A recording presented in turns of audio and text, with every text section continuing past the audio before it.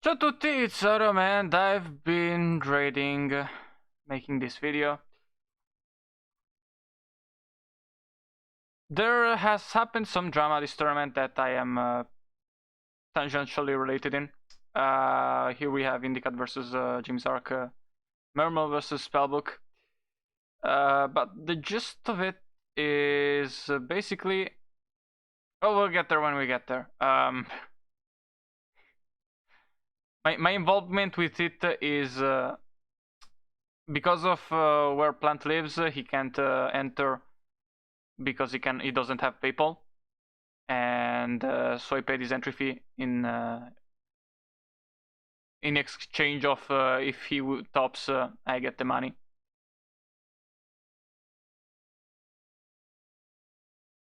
And I'm gonna get there when we get there. For now, we're seeing Girgias do pretty well versus Mermals, which is interesting to see game one.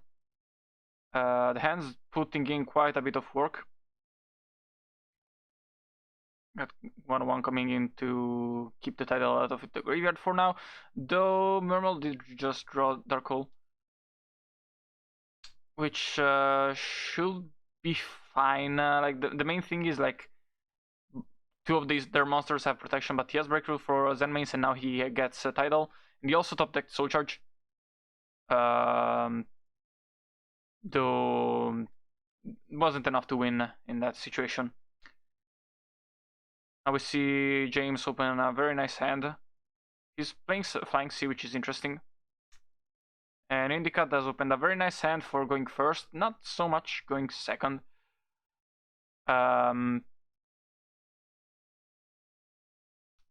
gonna pop the armor, and interestingly, he's gonna go for MST into the finish chain and not the Fisher, which, in hindsight is 100% the correct play. Besides that, it's kinda risky to pigeonhole yourself into Dracossack control, but, what works, I guess. And game 3, we have Indicat trying to go aggressive turn 1, but he gets it with Flying Sea. Which, when you're playing versus Mermal, playing aggressively definitely makes sense. Even if, Armor Gigantex is still a bit susceptible. At the same time, maybe they started out one infantry. Anyways, the lane gets hit by Bottomless, very nice Bottomless there. I see Flying Sea beat down. The reason why Flying Sea is not amazing versus Gyuya is like they can still get a lot of advantage with armor, and once you get rid of Flying Sea, they can pop off. So you're kind of delaying the inevitable, not really stopping it. It's not the worst side card in the worst versus Gyuya, but I'm assuming that James is not playing Blackhorn. Now we have Molson Canadian versus Raminator. We have Gravekeeper on one corner and Hat on the other corner. The only Artifact Triplix deck to top, which in my opinion may have something to do with the fact that he's maining Wiretap. And also the fact it's Hat, I guess. I don't know, it's not like Hat has a particularly better matchup versus Girgias than Cat does. Although, if they are on 3 breakthrough skill and you're going second, you would rather have hands than a car. Anyways.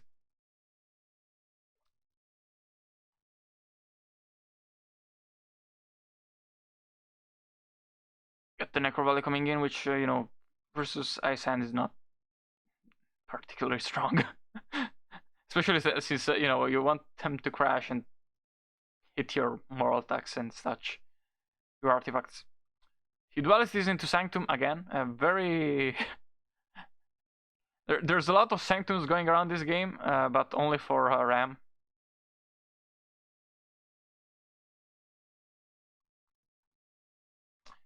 Twice hand popping stuff, that's nasty. There's another duality coming in, and another duality to Sanctum. I don't remember if the first duality hit Sanctum, but The second did, and the third one that right now did. So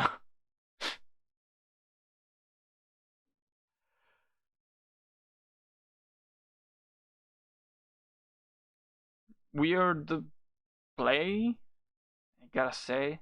I guess because he had mind control, it makes sense. Still, the moral attack. We see Giant Hand coming up. Interesting. See, Ram has won game one.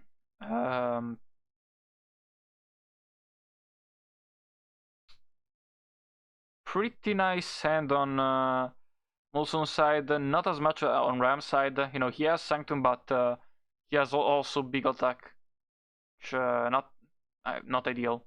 But you know, he's gonna go for a big aggressive play in summoning also the big attack.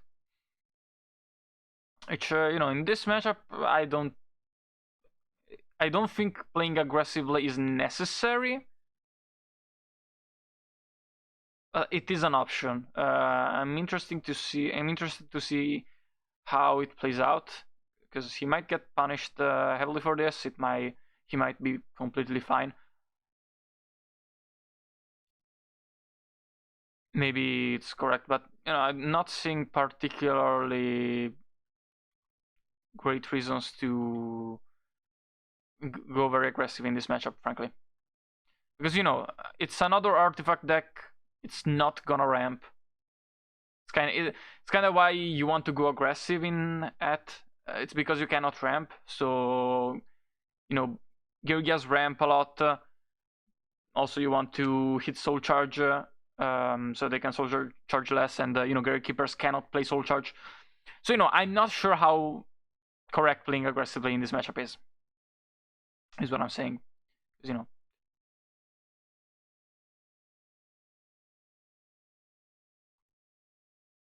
but Ram's top decks are not helping his situation. So I guess that's how he loses. You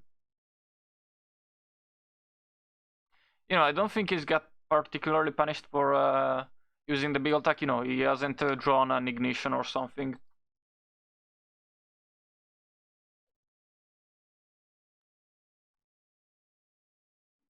You know, he might have bought himself a turn with the double second, but you know, still nothing particular. What the fuck is Light of Intervention? When this card is on the field, monster cards cannot be set or flip face down.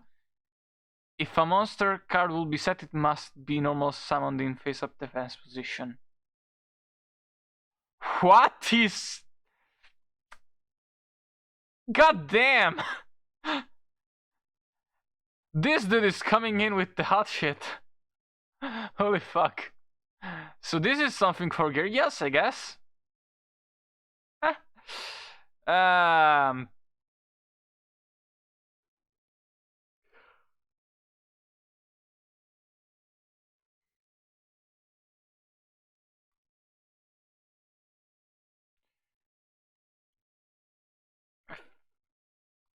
feel like this game is just gonna go the way of Ram cannot unbreak. Yeah, at least they can do something with Dignation into Beagle. But that gets solved. Yeah, bad luck on that match. Here we have Ultra Plant versus Yamaro. And, you know, what? Yeah, I don't remember game 1 and 2 being particularly interesting, so, you know. And game 3 is interesting, but not particularly interesting to spectate every move off. So I'm just gonna talk about what happened here. Basically, how do I put this? Plant cheated. Both in top 8 and top 4. And to sum it up, basically, the prize money got pushed to the next time we have prize money. So that was about $50. And the issue is that Dak has that money, and Dak has left the server. You know, it's not the first time he leaves the server, but you know, it's worrying. It's definitely worrying that he just got a banger. He just got the bag and ran with it. But anyways, you know, like the top 8 match, the cheat here is like, you know, if it was done by anyone but Plant, you wouldn't think anything of it. If you see Plant making it, you get suspicious, but you know, it's not anything that will be grounds for game loss. But you know, if you add it up to the top 4 match, it gives a not pretty picture. And you know, Plant has left the server since out of his own volition. He can come back, and you know, he's still welcome to play. We'll just keep a more of an eye on him. You know, this might be a bit more of a reason to, you know, have some fucking mandatory replays, right, Tiger? Anyways, I wasn't even looking at the match. You know, it's kind of a steamroll here. This game. He's got Yama's got no resources. Plant has got 9 cards. So yeah, you know, damage is not too much of an issue right now. There's no real way for Yom to get back this game 1.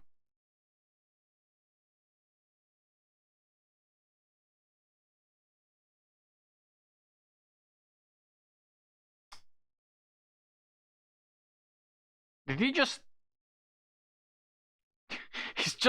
he's just flexing at this point. Anyways.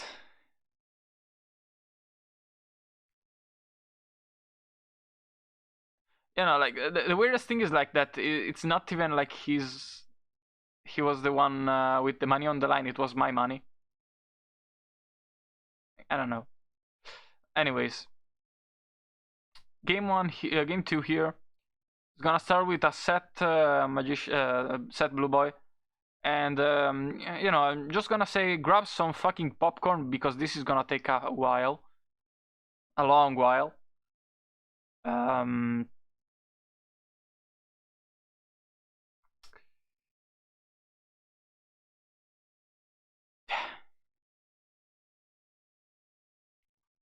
Goes for Fate Banish set monster, Gachi Gachi, and I think that Gachi Gachi is gonna stay for quite a while, if I remember correctly.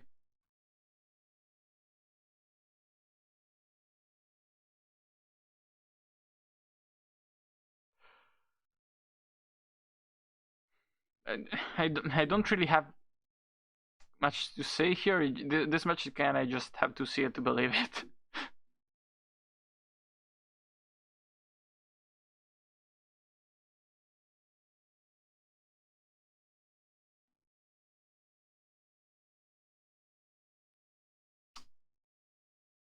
Search Black Ship, and that gets finished. It's gonna summon another card, Emerald, Recycle Farhand, and such. Throws it to the bank. Tries to go for Priestess, gets debunked. He had another debunk already. Yeah, it's another debunk.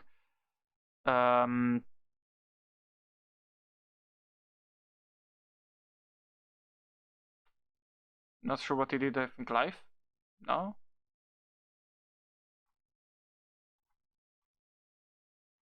Oh yeah, the wiretap for the bank. I think, yeah. Residuality is into Torrential. He gets Halocarded and he doesn't use Torrential.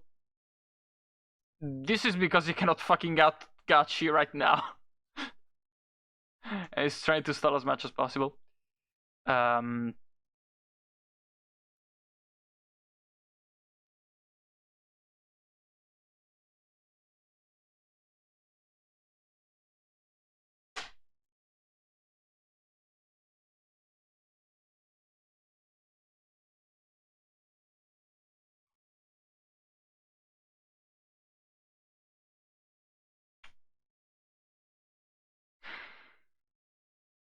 Tan tan tan tan tan tan tan tan tan tan tan tan tan da da da da da. I'm gonna get copyright struck. Yes, Dark Hole. Can probably do something with that.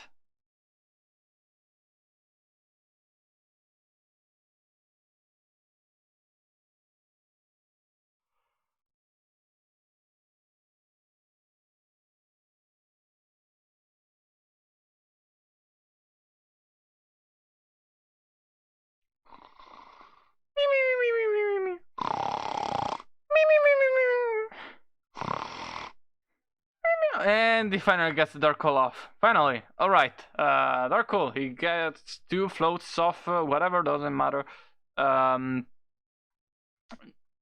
MST to blind the bank, gets another debunk though. Priestess fucking dies. He attacks, makes Downerd. Keep that Downer in mind, it's gonna be very relevant. Searches with Justice. Yeah, the reason I know how this match goes is because I saw it live. I think no, I just saw it as soon as it was done. Maybe I don't know. I'm not seeing myself here, but you know, I saw it pretty much live.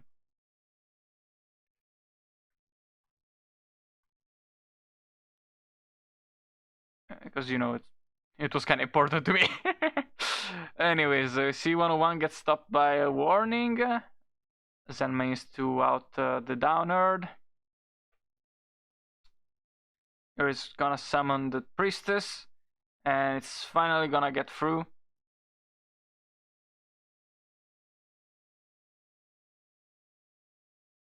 And Spellbook of Life on Downerd. You cannot do that! Downerd doesn't have a level. Has ranks. It's an admiral. It has ranks. Yeah. So that was the top 8 match from Ultraplant. One last top 8 match. This is Extra Power versus Seima Pusteno. Here we have Georgia versus Spellbooks again.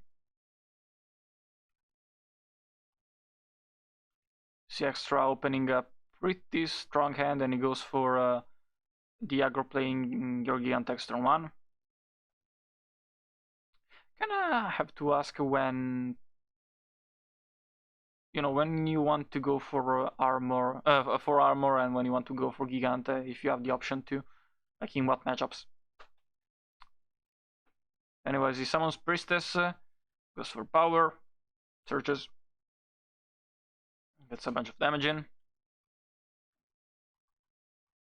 You know, Wisdom is a pretty good hand, pretty good card. The Fate gets MST'd away,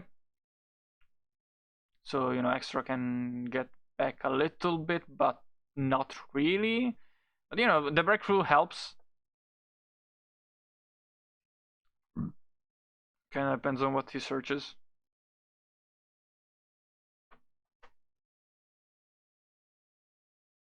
Huh? What? I'm not sure what happened here, frankly.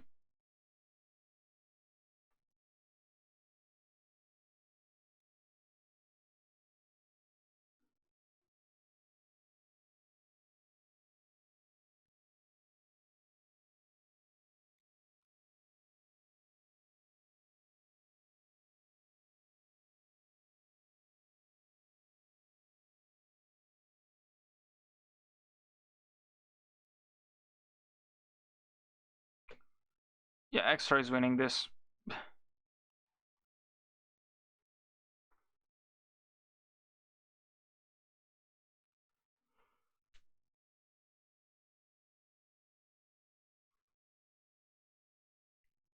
Yep.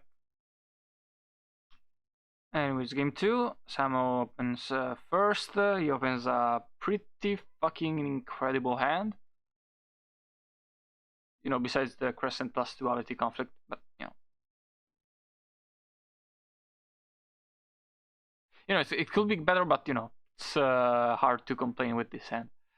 Meanwhile, Extra opens a decent hand. You know, Twister and Macro are fine side cards versus the deck. You know, not incredible, but you know, good to let out some dead cards. We also see Breakthrough, which I don't know. I would try to side out if you have cards to side in for it. You know, it can be live, but it can be a -1, pretty much. Not really a -1, but you get what I mean. Kind of feels like it. And wisdom is pretty much always there, or at least it feels like it's always there. But anyways, game 3. We see Extra open a shit hand. It's always nice to see Georgios break. Gives me great satisfaction.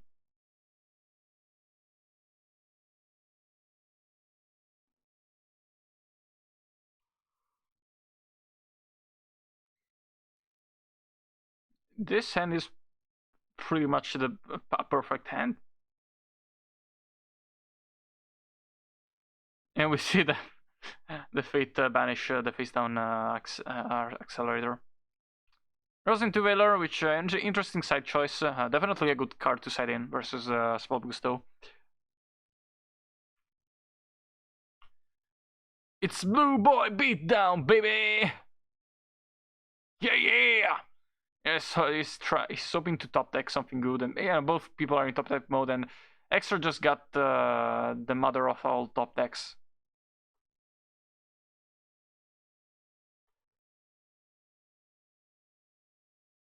Nice Soul Charge. Gets bottomless. Finally draws something decent. And he finally gets to summon Priestess, but no, the bank. And he has another the bank, so that's interesting.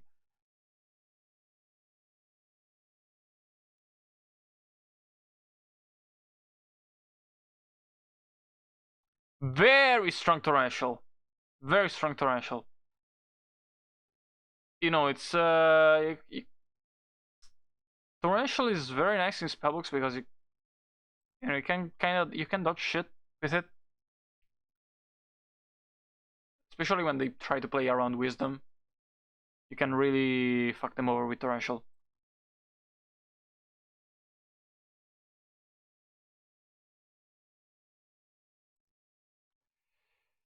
And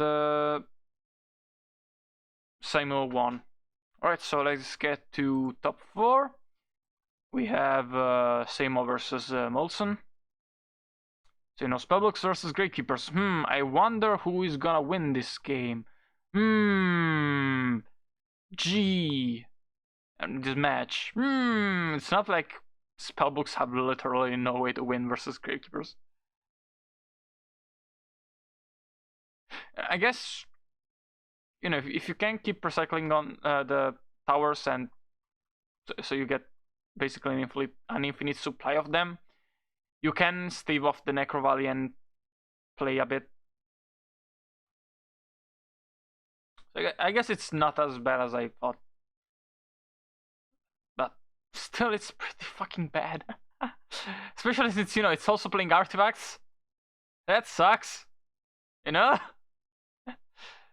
also battle traps, which stop power, which is really fucking annoying for spellbooks. You have wisdom, but it's not that strong versus most of the rest of the deck. Pretty much just Myrmilio.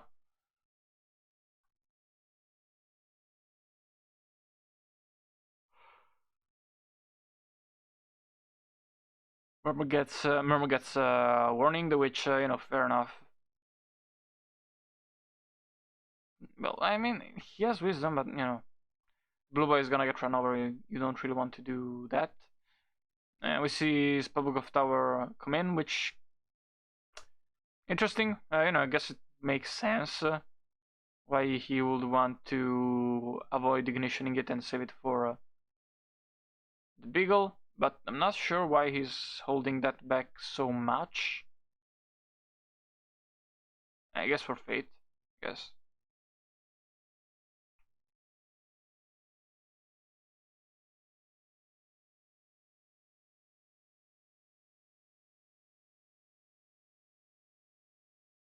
It's like Spokes can out Necro easily, but then they have weird timing things to hold it.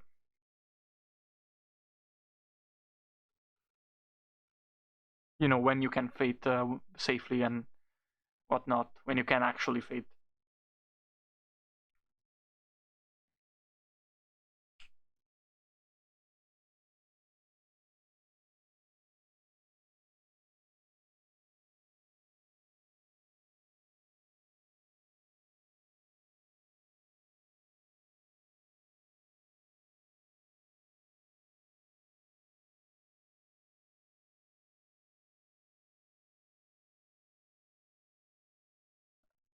Spellbooks doing spellbook things, I don't really have much to comment about here.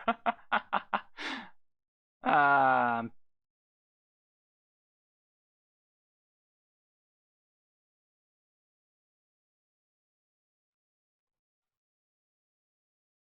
yeah, what do you want me to say? It's spellbooks. Here, obviously, in this matchup, you don't want to activate tower first. You just want to wait for them to Necro Valley and save it for then.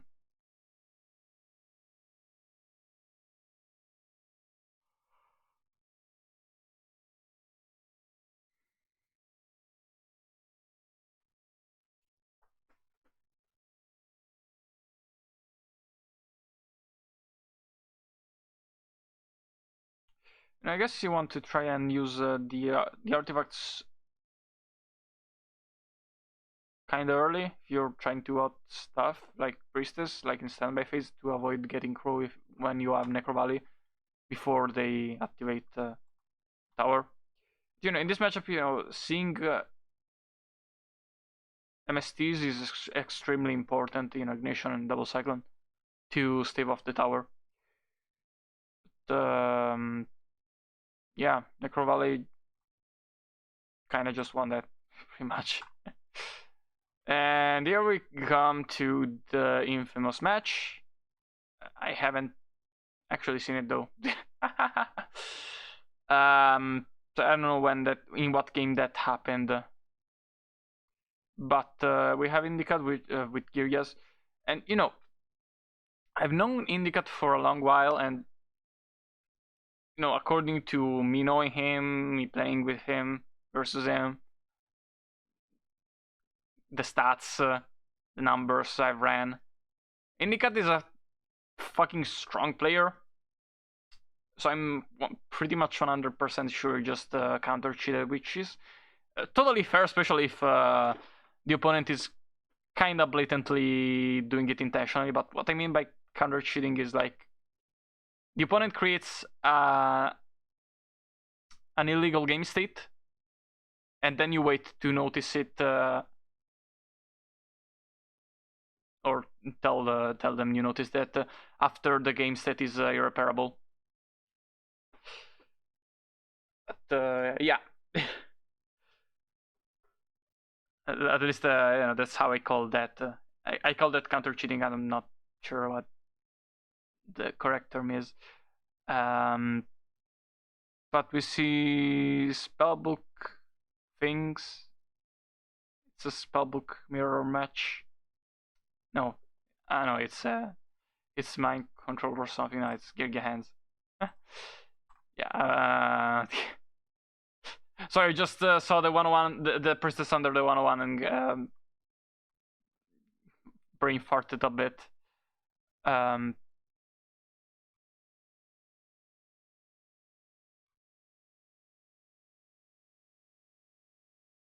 Anyways,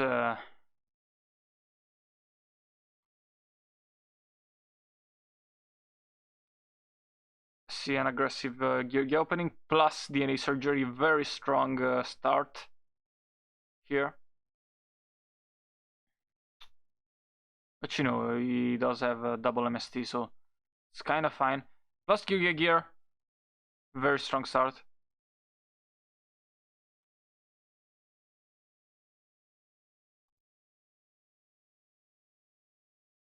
First Geargia gear gets solemned, you know, another one comes up. Yeah, it's kind of hard to come back from. Such an aggressive play. And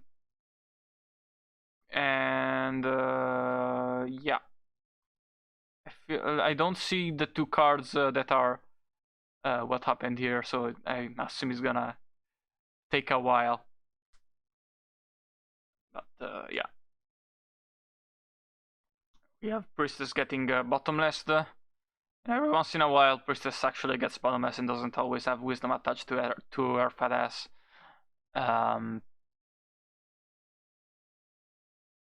You know, I'm not sure how I feel about going for Priestess so with so little field. And even if you fear breakthrough skill, I fear removal just as much. You know. So gear, come up. Downward I think is 2500 right now. Yeah, so Ragnar 0 is gonna come in, but we see Findish. Nika has a soul charge, but not much to summon with it. So pretty much all he's got is Gergianos. He's gonna use it to summon back the Gigantex and summon Zenmains. Findish Ultra Plant is keeping on top decking Crescent. And we see the card in question. Indicates Solemn Warning. We've yet to see the second card, but you know it's searchable, so I'm not sure when that is gonna come up.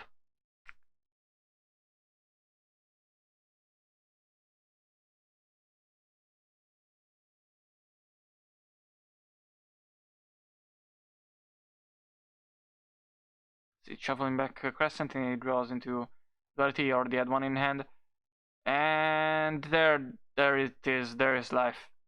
So basically, Plant tried to argue that you cannot warning life. Like, why would you do that? This is a public setting. That's so stupid. Why would you even do this? And pretty much the thing is, like, in after this game state, if it got recreated, it was pretty much if Plant top decks Justice, he can win. Otherwise, he pretty much loses. But yeah, we see it getting played out until you know Indicat calls it out, and we were debating whether to give him the game loss or let it play out back again. But you know, after seeing the top 8, it was pretty much a done deal. Anyways, finally we get to the finals. It's Indicat versus Molson. Skirgias versus Gravekeepers. You know, this should be Gravekeeper's worst matchup because, you know, artifacts are bad, Necro Valley is bad. You know, it's not completely dead, but it's not very strong.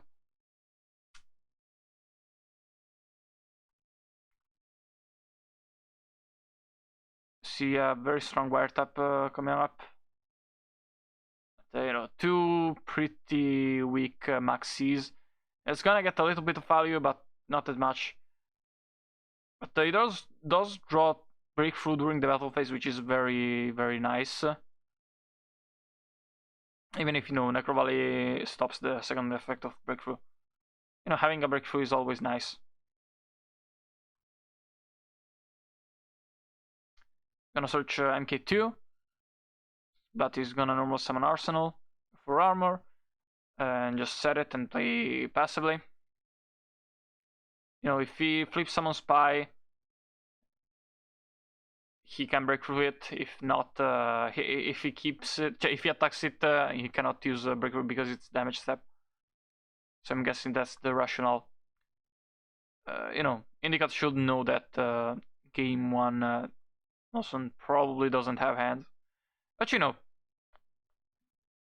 better safe than sorry, I guess.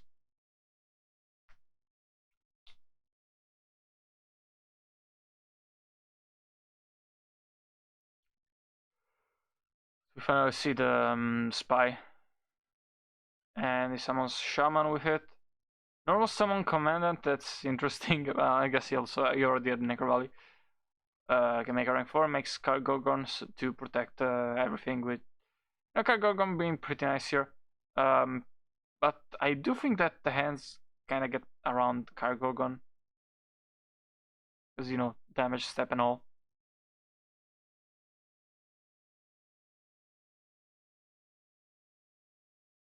kind of dumb.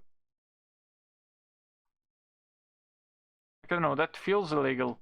You know, it's Yu-Gi-Oh for you.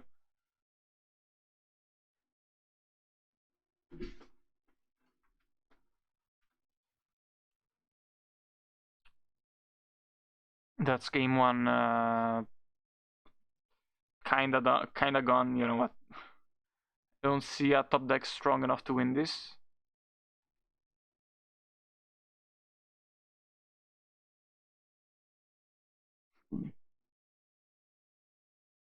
Yeah.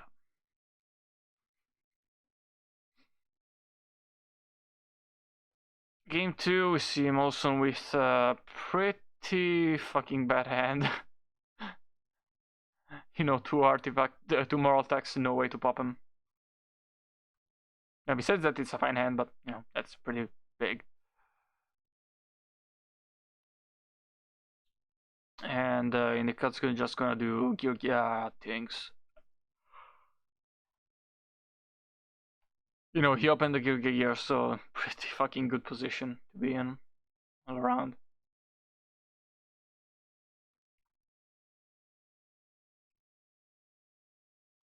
Gets the prison, but you know now he's gonna summon back an MK2 and main phase 2 is can just overlay. Picks another rank 4. Damn boy. Really being aggressive here.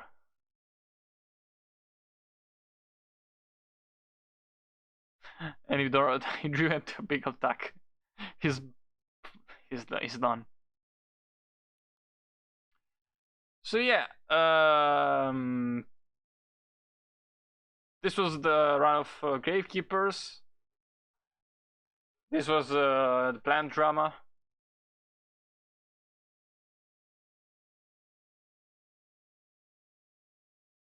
I don't know what to say, really.